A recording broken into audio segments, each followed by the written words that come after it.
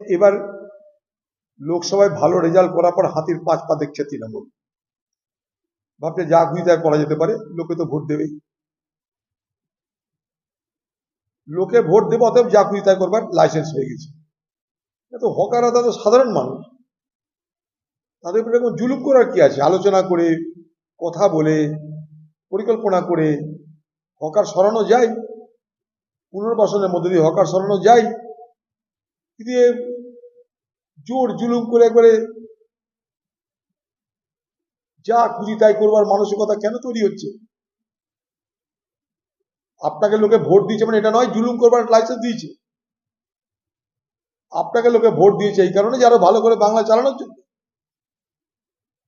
কিন্তু অত্যাচারীর মানসিকতা যদি বয়ে নিয়ে চলে তাহলে অত্যাচার তো হবেই। অত্যাচারীর মানসিকতা অত্যাচার করা, কিন্তু অত্যাচার তাই চলছে।